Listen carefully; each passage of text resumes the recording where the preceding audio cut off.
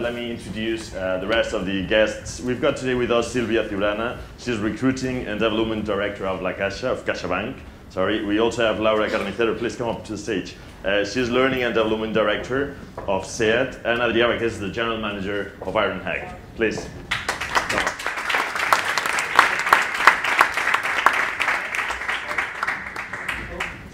Okay, I'll be in the middle. We're so tidy, guys, that we have to wait to know where we have to sit. One thing that we were discussing yesterday, because as Steve explained, he just explained a secret. We had a dinner yesterday, an amazing dinner, in where we talked a bit about everything. And one thing that I was telling to these people, and I presume you need to listen to them, because these people can give you a good example. The reason for that is that they were the first to be reskilled. That's my impression. I mean, my impression is that, which is the image that you used to have of, I mean, when you heard about the HR guys in the company 10 years ago, it was like scary. I mean, the guys who, yeah, it was. I mean, for me, at least, I'm not an HR guy. It was like the guys used by the managers and by the heads of the company to fire the guys who were not kind of appropriate for the company. And now, 10 years after, they reskilled, 5 years, sorry, 10 years is too much, 5 years after, they reskilled themselves, and now they became like the necessary guys for the managers and the bosses on the company to have their talent happy, engaged, to acquire good talent, well, to reskill it. So they did the process, so they can talk about it.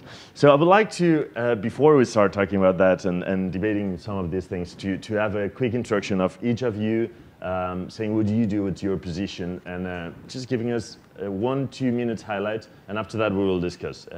So if you want, we can start with SEAT and with the experience. Lots of robots, as we said, and great experience. And a lot of people. A lot of people, for sure. So Laura, if you want to go with you first, please. Okay. What we're doing in SEAT, I'm responsible of learning and development, and that means that one of the main functions that we have is to transform our people, to transform these 15,000 people that are working, looking in what are we needing in the future. No? The first thing is to see where are we going. It was very aligned with the presentation of Steve. What competences do we need in all the different areas, and then to also what is for me really, really important is to give the people to promote that the people has the willing to learn.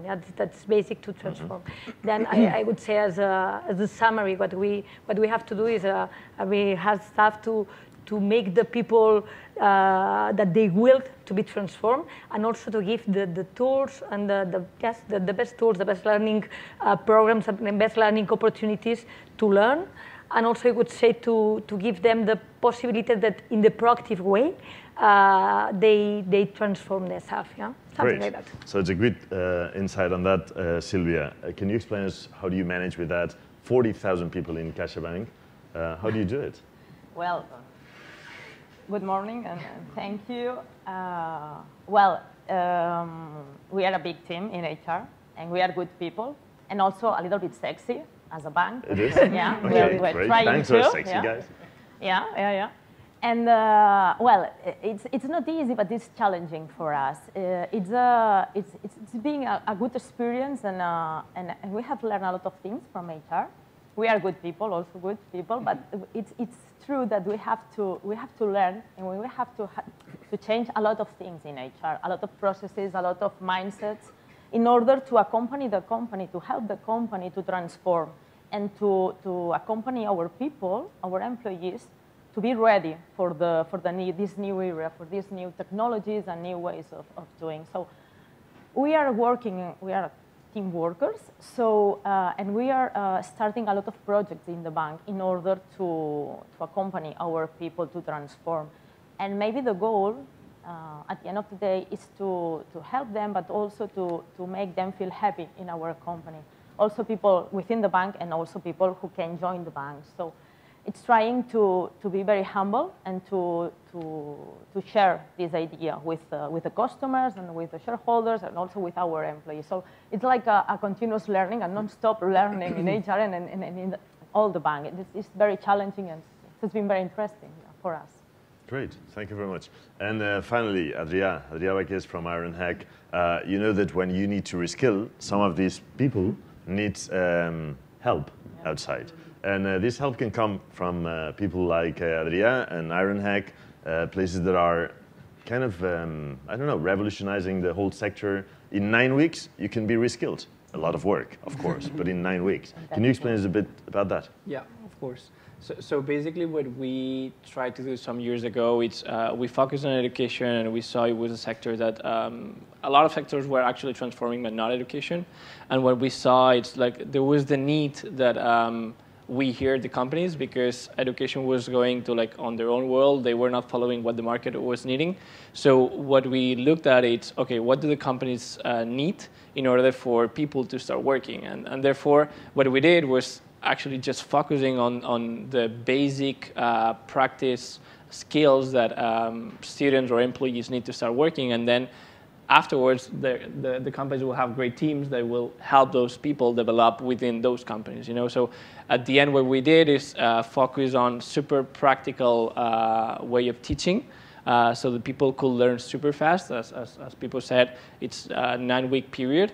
I mean, we have like different types of schools. On our case, it's a 9-week period, and then afterwards, like also focusing on helping those people get a job, because at the end, the reason why they were skilled is to get a better, let's say, future, a better job position, and a better company. So what we do, it's besides teaching them, it's helping them get a position and get within the job market. In my work, in the radio and the TV and all these places, we tend to wonder all the time, how do young people want to be informed? If they do it through Instagram, or they want to do it in short kind of clips or pills.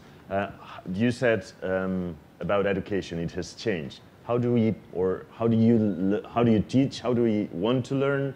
How our society is learning better, and probably it's applied afterwards by all of them. What has changed? So for me, I think it's the way we approach. University used to be, I mean, 120 people classes, just giving theory, and then you will have to work at your house. So what we're trying to do is completely changing it. We're going small groups of 20 people with like different teachers who are not just teachers. They came from the market. They were professionals. They know what people needs to know in order to like get on the job market. And what we focus is, of course, that there needs to be a theory, but we need, like, the big part of it, I would say 60 to 70% of the whole course, it's practice. It's exercises, it's real projects, it's things that they also like get motivated, also because we focus a lot on the digital field, and it's like a field like you can easily see what you're creating, and that also motivates them to like keep continuing, keep working. So that is super important, but I think it's more the focus, like I think it should be student-centric kind of way of doing it, not like a professor-centric that we used to have at university. That's interesting, and you're all kind of, and we just like started, but you're all mentioning the same, willing to learn, motivation. How do you, and let's say you've got 40,000 people in the team to motivate, is that people, and it happens also in SER for sure, is that people willing to learn because they are frightened of the numbers? Or because they feel like really motivated on learning and becoming something more special and going back home and feeling happy for what they're doing? How do you feel on that? Or how does that process turn from the fear to the motivation? Yeah. Generally speaking, I think that most of them are motivated to learn because they understand that they have to learn, they have to reskill in order to be customer-oriented and to be ready for the new era. And we don't need to talk about the numbers or to frighten them. They are adults and they understand it. It's also true that in our case, for example, we have a lot of mandatory training. They have to invest a lot of time in mandatory training. We are a very regulated sector. So in addition to all this training, they have to reskill and upskill. So it's a big effort for them. So what we try is to, as you have said, to make the training very easy, very focused, and very useful for them. And they understand and they have to do it, and they have this willing of learn and not stop learning, because also they realize that they need to do it, because they need to know how to use the new tools or to new technicians. So in our case, quite easy to make them understand that they have to do it, and the accomplishment or the follow of the training, it's very good for us. So it's not a big issue for us. It's more the issue that the contents must be very good. It's absolutely responsive. They use a lot the mobile phone to make the trainings. So you have to be very ready to have good content and to be very responsive. And it's not a big issue about motivation. By the way, sorry, just one thing. If you want to ask anything to these people, because I don't want to be the only one, if you want to ask anything, there is an amazing tool that you'll see on the screens, which is MantaMeter, that you can text a message. You can just get into a link, and you'll be able to perform your question, and afterwards we'll try to go through some of them. So if any of you is really willing to ask anything, you'll see it on the screens in a sec. Sorry, Laura, you were saying. No, because related to this topic of if people has the fear or not, we had an experience 2 years ago. It was really interesting. We prepared something about Industry 4.0, yeah? Because we wanted to give the people the possibility to know a little bit what does it means and to lose the fear, because we think that also in the media there are lots of information. They are saying, okay, the robots are taking your job, yeah. And then it was a voluntary session that we prepared, and we had there thousands of people of SEAT attending. And there we made 3 questions, yeah, between lots of exercises and lots of activities. It was more or less like a Caixa forum, yeah, you can imagine, with lots of experience there. We made 3 questions in a company like ours with really had unions, yeah, and that till that moment everything was inside the working time, and because you need it, yeah, because you need it for your position. Then we asked, do you think that do you want to keep learning about these topics that we have seen today? 99% of the people said yes. Yeah. Then the second question said, do you want to keep learning about these topics even if it's not related with your working position? Also, very high percentage of the people said yes. Yeah. And then came the third question, do you want to keep learning about these topics even if it's not related with your working position and even if it's outside the working time? You have to imagine, SEAT till this moment, 60 years history without anything outside the working time. 63% say, yes, I want. And that was really the sign, because if we want to make something to give the people the possibility that they learn what they want in a proactive way, they have to also put the time, yeah, to do that, because if not, you have said, when are these guys of SEAT working, yeah? And to see the 63% was really surprising for the unions, for our executive committee, and it was the sign that, okay, we have to invest there. We have to invest there because the people is really willing. And was the point that has opened the door for us. Something that we were also discussing yesterday, it looks like we are talking about future of jobs, future of work, talent, and all this in Europe, as it's the same in America. But of course, the unemployment rates are not the same. The amount of people kind of working on their jobs maybe makes that we've got lots of ghosts and all these things. Is it really different? You that have the experience there for these talent teams to keep their people motivated and all that? The interesting thing is I mentioned when I was doing my remarks that I'm going to do a version of this in China in the spring, a version of this conversation. And so whether it's China or Singapore or even here, yeah, some of the numbers are different, the rates are different, maybe some of the economic pressures are different, but the motivations and the requirements and the challenges are very, very similar no matter where I've been in the world. And I'm lucky enough to have been talking about these things pretty much all over the world this year. And a couple of things stand out in both of these stories, right? Is to me, and I touched on this just really quickly, is that no matter where, I find it's our sort of manager, director, maybe even on up levels are the ones that need the most convincing, or the ones that need their arms twisted just a bit more, or the ones that need to realize that, hey, in order for this to really take root, we need to support our employees in being off the line or being out of the bank, or maybe learning things that are not directly applicable to that very specific job role that they have today, but might benefit this person, will benefit this person in the long term, and maybe benefit this person at some other organization right down the line. In order to embrace that, that's the cultural element that I touched on just really briefly. In order for this to really take root, there is an element of cultural and organizational change that has to happen, and that perhaps is even as difficult as the digital reskilling that we're all talking about here.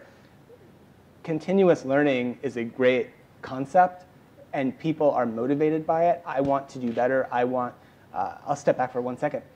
We always do these surveys, right, about why do people leave their job? When people leave their job, we ask them why, right? And companies do it often, and sometimes organizations research the whole market. And almost always for 100 years of asking this question, they say compensation and benefits. That bundle of issues is number one.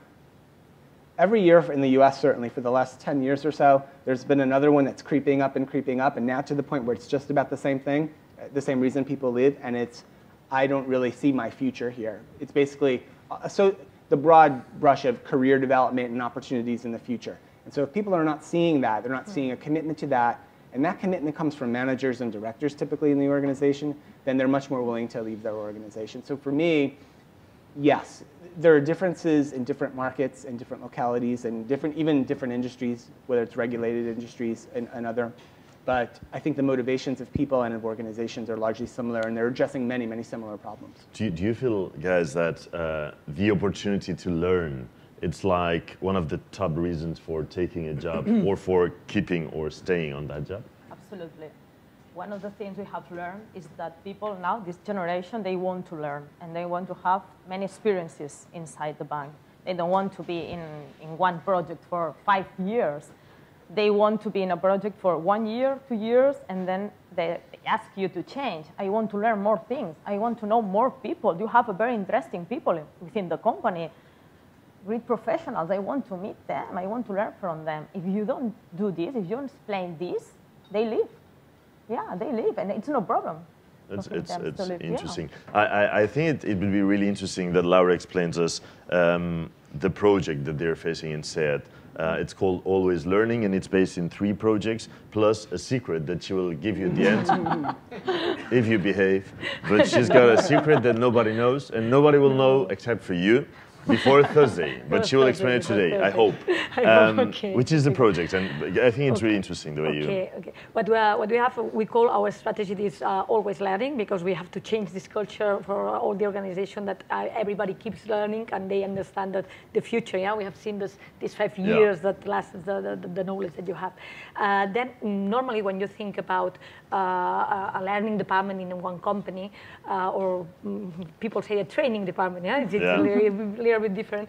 They think about what you need to learn to do your own job, yeah, to develop yourself, to lead your people. That's what we call inside this always learning. That's a never-ending symbol. What we call what you need for your own position, yeah, what for your daily business. But we have 2 other big parts. These are the new parts. Yeah, the second one is what I need also, but to transform myself. Everybody has to understand that they have to transform himself or herself, and that we have to help for them, yeah, for this to do that. What we have done here is the gap analysis process, a very big gap analysis process, to identify in all the company, all the different areas, which are the competences that are going to be needed in the next 3 to 10 years. And we have also prioritized for the next 1.5 years, and we are starting, we have recently started, yeah, to give the people and to this prioritization, to give the people the possibility to learn these competences. That's inside the working time, because it's something that's needed for the person, but also for the company.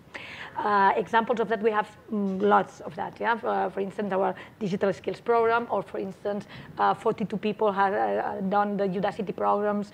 That's also other ways to learn, yeah, because you learn in the Udacity organization that is in the United States with a really high level, but from here, yeah, and we have nowadays the possibility because of the technology, and then we are working very hard, yeah, very deeply. But there is also one part that the birth of this part was because of the 63% that I mentioned before, that it's the other part of the symbol, of the never-ending symbol, is what I want. We would call it lo quiero, yeah? And then everybody for the organization, it doesn't matter where he or she works, has the possibility to learn for very bright possibilities of content, and in very different ways of learning, face-to-face, blended, online, everything, about future competences, yeah? About future, also to change, not into the digital world, but into other professions inside SEAT, yeah? And there we see the really big success of this path, because we started on February. Now we have more of 4,500 people being there, training themselves. And that's without limit, without cost, without permission of anybody. Nobody working? Only, no, because only outside the working time. Okay. Outside the working time. But what we see there, we see the proactivity also of the people, and we also can detect the talent to put the right person in the right position, yeah, because it helps also for the transformation. Let me ask you something. It says, I should do this at the end, but I can't stand. What are the examples of jobs before, after reskilling? And here it comes the secret. The question when we learned what SEAD is doing was, okay, come on, all the theory, it's great, HR guys, you reskilled before anyone, this is cool, but did you take any guy out of the line and is working now in another department, reskilled? Let's explain two secrets, I would say, yeah? Go with that. And both of them come on Thursday, then please say nothing till Thursday, yeah? This is a secret. If not, we have to kill you, you know, these things. Okay. The first one is to prove it that we can really reskill and take people outside the assembly line and transform them for our SEAD code company, let's say. Yeah? We have a SEAD development center, and we are going to get 5 people outside the assembly line, and through a bootcamp with Ironhack, we want to see if we really can transform these people to really developers and to change totally the job, yeah, from 9 to the day, yeah, from being working with your putting something in the line 6 times a day, 600 times a day. I was going to say. No, yeah. You produce many cars than that. No. Till be really developing software. Yeah? That is something that it's decided, and we are going to implement it. So 5 guys, some guys from the line, take them into the like another department, code department, and or any department, which is a powerful message for their colleagues in the line, for them, and you could say 5 people. It's very few, yeah.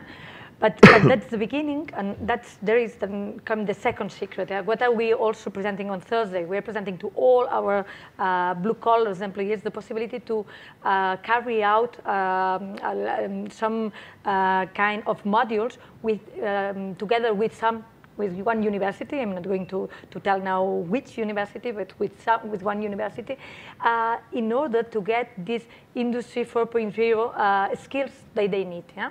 And it goes in, why do we do that? Yeah? Because we want to detect talent, for sure, but we want to keep the employability of our people. Yeah? And we know that in the future, now we have, for the 15,000 people, we have 9,000 people in the line. Is this the same percentage that we are going to have in the future? For sure not. Then we have to really reskill these people. And I would say, like Steve said before, perhaps for our organization, perhaps for another organization. If you imagine SEAD has, for each employee working in SEAD, there are 7 jobs near SEAD, related to SEAD, in supply and so on. It's interesting. That can be for us or for the other ones. It's interesting. But needed. It makes me think, and I want to ask Adrià, maybe it will be more transparent than the 2 ladies on my side. That can sound really generous or a bit selfish from the part of the company, in a way. So the question, and from a school perspective, is how do you think these companies are facing the reskilling process in the sense of, is this a real investment from them? Do they really want to reskill their teams? Is it a selfish way to say, we need to change? I mean, feel free, yeah. Feel free. So in here we have to separate, because first thing is separate by region. I think there are several regions in the world that, like, since many years ago, they started having those investments, especially the US, which were the first country investing big on it. Then it came the UK.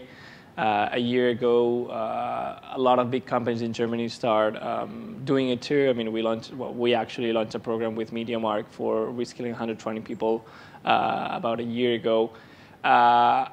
In Spain, until now, we haven't seen big investments on it. So we've seen small investments, like, okay, I want to reskill this person, and I put it on the program because I have one need. But to reskill, like, have a huge investment on reskilling, first you need one thing, that is that you need to decrease the number of employees of your company while growing the number of other departments. And not all companies need this, because if you don't, so at the end, if you don't have the need to fire people, maybe reskilling is not the best option, maybe. But and I think with SEAT, it's the more clear example that we are starting to see that happening in Spain. Of course, a couple of years later than other countries, but I mean, I think it's better like late than never. So we hope that with this, more and more companies start investing on it. I think here in Spain, until now, we've invested more in upskilling rather than reskilling. So on adding skills to do better your job, but not to have a complete shift on your role or on your position, unless the individual paid for it. I want to ask you about two things which I consider are important. Silvio was saying before we started that in the company they try to balance very well the processes of upskilling, the reskilling ones, and the talent acquisition. Yeah. How do you make that? And then I'll ask you the second one. Yeah.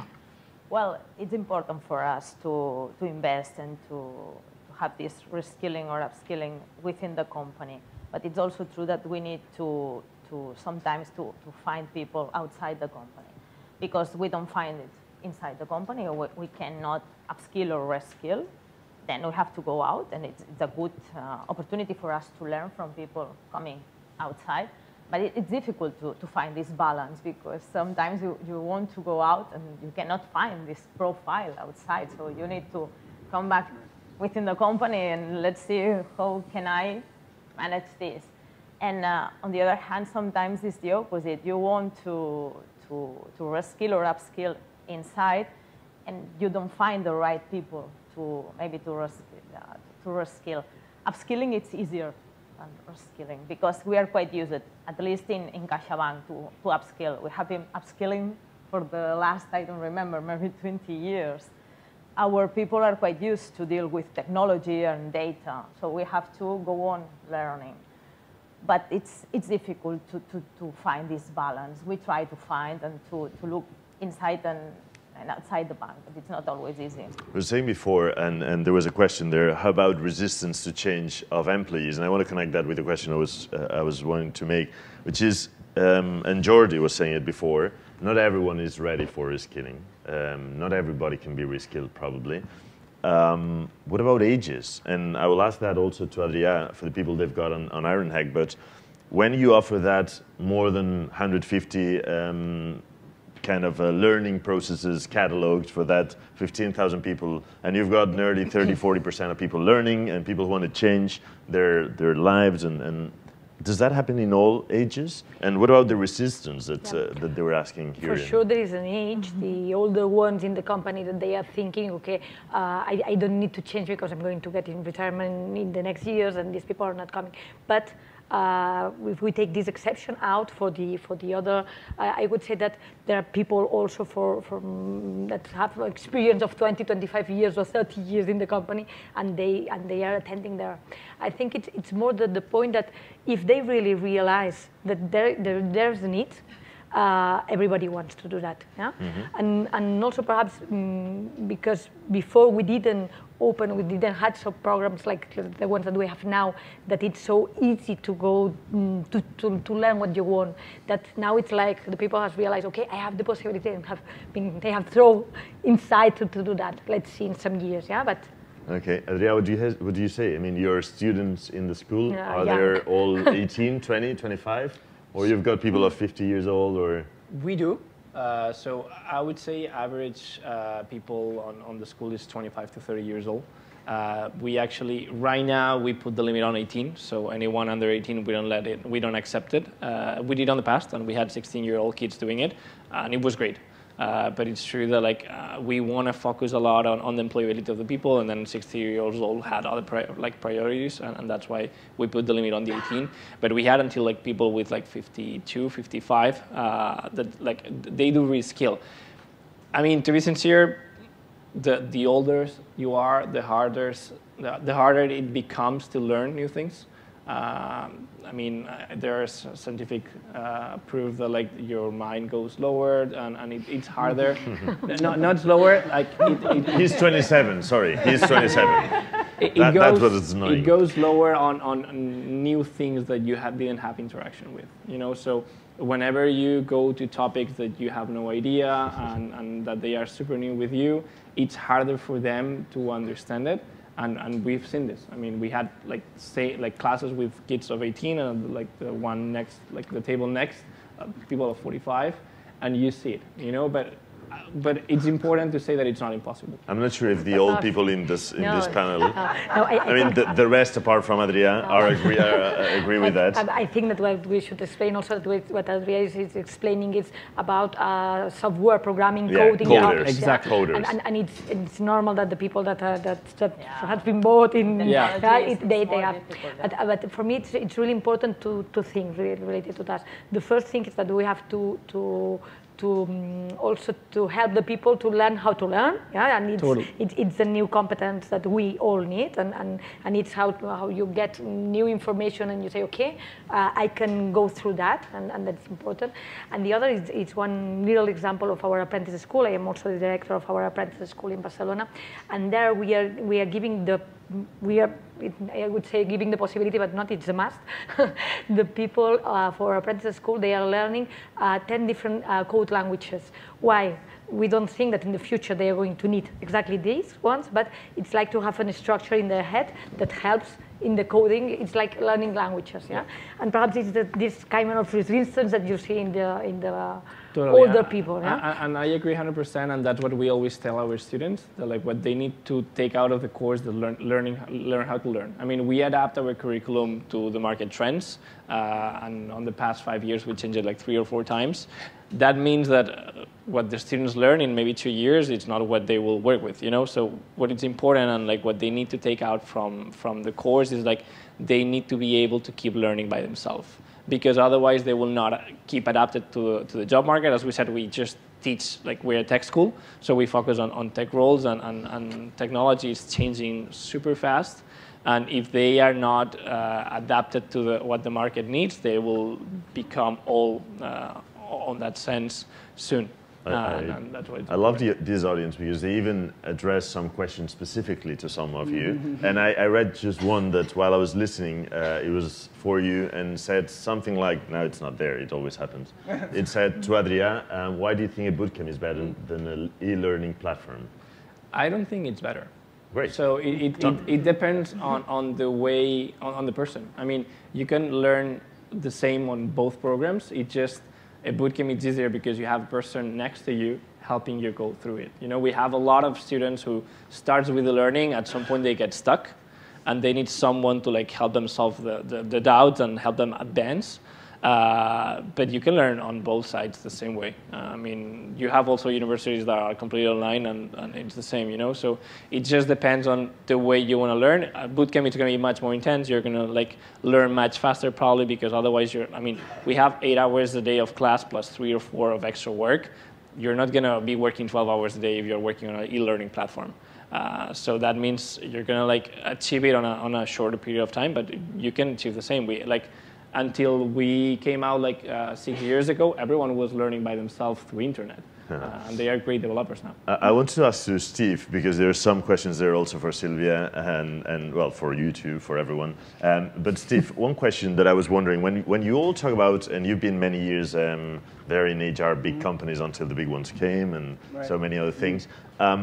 When you are in a company and you're defining yourself, when you're reskilling yourself, is it, or I don't know if you two also consider that, is it good to feel like you don't know what you are? I mean, in terms of job, I mean now.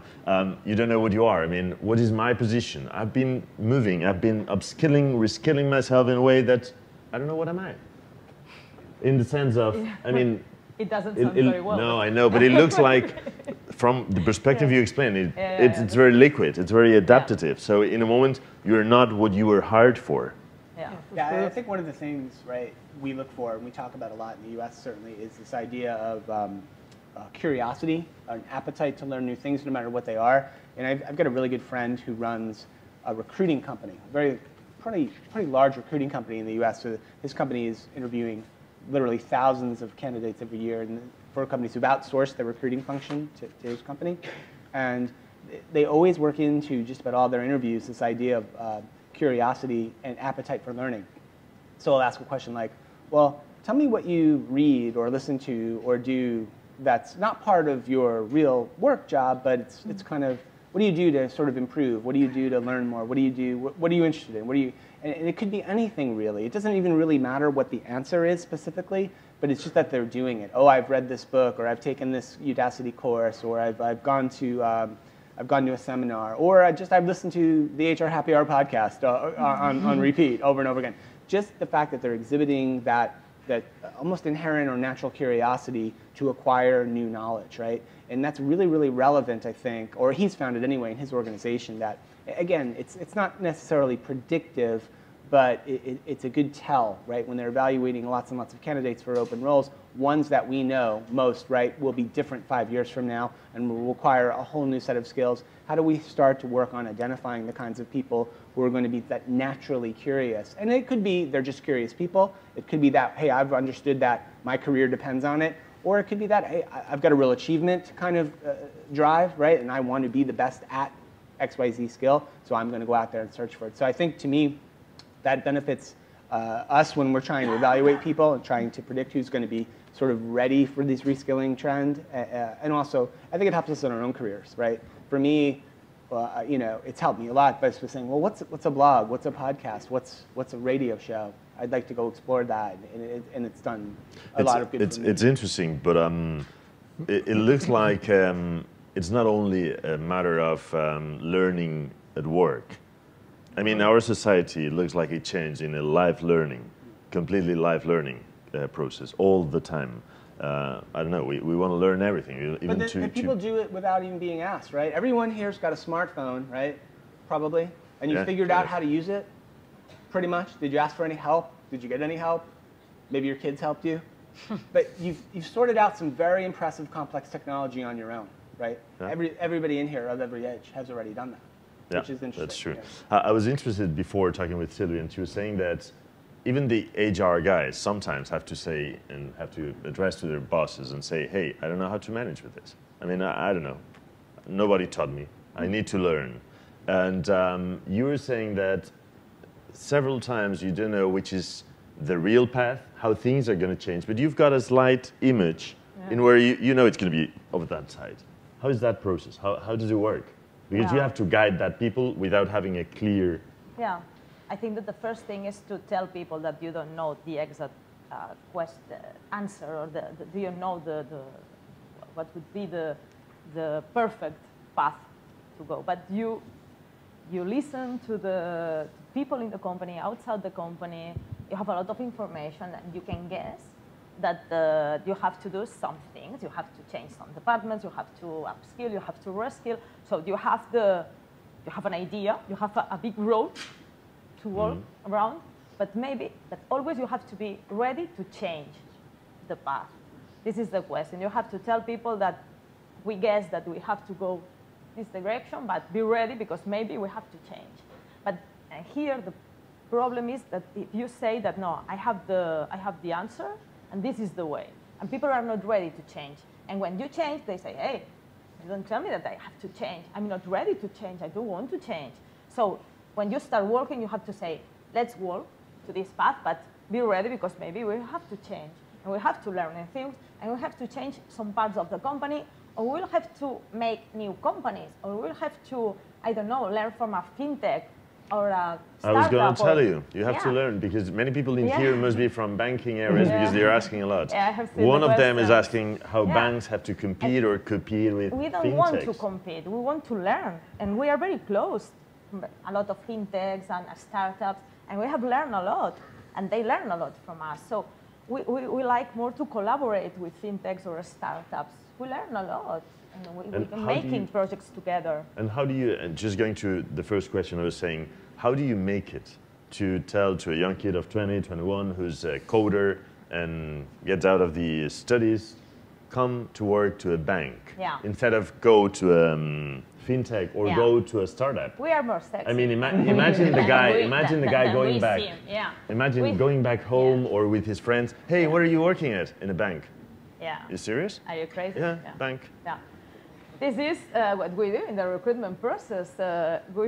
We tell people, let me the chance to explain what we do. Let me explain it. Let's see it together. And what we have learned is that we have to explain a lot more about the bank. Because the bank, we have the image of a guy in a branch, in the street. And it's a bank. It's true, and we are retailers. But there are a lot of things that we can do in the bank. For example, we have created a new onboarding program, 2 years program. And it starts with 1 week in Barcelona, in the headquarters, learning about the bank and showing them all the things the bank has within the bank. The foundation, the well-being projects, the cultural things, issues on the strategic plan. They meet with the steering committee. They see everything. They meet with the technician, the IT guys, with the big data guys, with all the projects in the bank. And at the end of the week, they say, oh, I have never imagined that the bank was like that. So we need to have this space, this chance to explain what the bank is doing. And then when you know us, you say, maybe, well, you are quite sexy.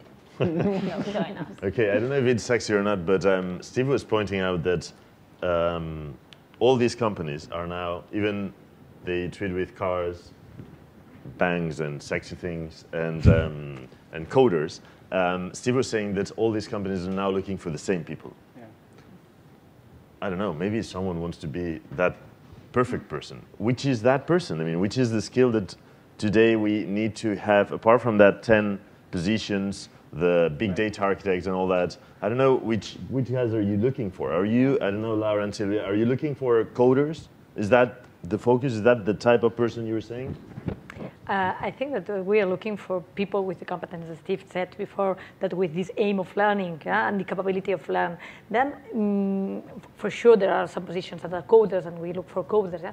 But in all of them, we need this. I have seen a question with this T-shape. No? Yeah, exactly. Also, this T-shape, it's important. Is it better to have a specialized profile or a T-shaped profile for the job market of the future? For sure, I would say it depends. Yeah, if you want to change your life completely, and you want to get a position of coder, and you go through the bootcamp, it's good to get specialized there. But if you don't have the T-shape, if you don't have these competences, the transversal ones that help you to be ready for each year that comes in the future. I'm glad you pointed out that question too, because I noticed that one as well. That's so I would say the example of this, right? Big data analytics was that #1 job, right? Yeah. And so there are certain very specific technologies, right, today that are in demand for analyzing big data and performing analytics on big data. I don't know exactly the names of those languages, but let's say there's 2 or 3 of them that are in demand today. It's almost certain that those 2 or 3 very specific technologies will not be the very same 2 or 3 specific technologies that will be the most in demand in 3 or 4 years. Because something new will come, there'll be different offshoots of those technologies. Something new always comes, right, in technology. But here's what will always be important, and it's important right now: being able to understand data, interpret data, apply that data to the organizational challenges, and then tell a story about that data to communicate what that data is saying to our customers, to our employees, to our leadership, to the marketplace, et cetera, et cetera. That ability to translate data into actionable insight and story. Doesn't matter what those 3 languages are, that skill will be the one that'll be still valid 5 to 10 years from now. Yeah. So hard to find and hard to train towards, but I'd be working more towards that, and certainly not pigeonholing myself on, I'm going to be a master of this programming language because it'll serve me for 25 years. There's almost certainly no chance of that. Okay, we've got 3 minutes left, and I would like to go through 3 short statements, 3 short things that I've been learning on the last days, reading or listening among the last years, that I would like to hear from you if you agree or not. So no long explanations here, just yes or no, we can add something else. But one of them, it's, I heard it or I read it from a guy called Steve Boese, and he said, maybe it's familiar to you, he said something like, experience is overrated. Is it? It can be, yeah. I mean, the example I just gave on the big data analytics, it certainly can be overrated when we're tied to one specific thing too long, right? And the history of technology has shown us that. But the history of technology and change is also encouraging as well, right? Because even going back to, I'll throw it out. I know you'd be quick, but I'll just throw that. I'm not sure what's happening in Spain. Yeah, it's a quick question, quick answer. Since the ATM became a thing in the United States, like widespread use of ATM, there are actually more bank tellers in the United States than there was before we had ATMs. And you would never guess that, right? So technology isn't here just to take away jobs and disrupt people's lives and disrupt companies. It's here to augment what we can do. And the more we learn to work with technology and support our people and working with technology, the better off we're going to be. Great. Experience is overrated for you, from your point of view? Great, it's a good answer. No, it's clear enough. I think it's clear enough. Is experience overrated? I'm like Laura, I don't know. No. No, it's good. I mean, we have to say if we agree or not, or what do you think? It depends. I don't want to get I don't want to get a surgery from a 30-year-old doctor, but I agree that a 25-year-old coder could be great. So I guess it depends on the sector. Okay, and the other one connected to the T learning thing that we were saying, Steve Cadigan in an interview, recent interview, because he was in Barcelona, was saying that not anymore to specialization. You agree with that too, or not? Or, and we go with the next? We can do that. I tend to, right, again, for that story I just told about big data analytics, I think a broad sort of experiences, a broad set of knowledge, a wide curiosity, a wide-ranging curiosity, I think in general, I think you'll be better off than laser focusing on one or two things. Great, and to finish with a couple of things. First, it looks like the words that you would use to describe this session were useful, opportunities, inspiring, learning, always on, adaptation, they changed it now to make it easy, useful, and those things. And apart from that, things that I personally thought were very interesting to listen from you, things that I read and learned these days, and some written by Steve and other people. I loved when you said in an article, you probably can only do one important thing each week. Yeah. And not to focus on 10:30 a.m. on Tuesday. And the interview has to be 10:30. Yeah, that's the other one. But things that we learned today, and I don't know if we dive enough, but Sylvie was saying that companies now have to be more generous and have to be across, like teams across other teams, to learn what's going on, to be more humble. Even with the HR teams that have to learn, they're the good guys now, so don't worry. We learned about those processes, investing on the people to invest in your company. It doesn't have to be selfish, although it can sound. And of course, to have people from all ages wanting to learn and being able to transform someone in 9 weeks, which means that we can all do it. So I would really thank you very much, guys, Steve Boese, for coming from America to join us, Silvia Surana, from Caixabank, thank you very much. Laura Carnicero from SEAT, and Adrià Vaquers from Ironhack. Thank you very much. And you'll have them around now, so you can just ask them for a job, for example. Thank you very much.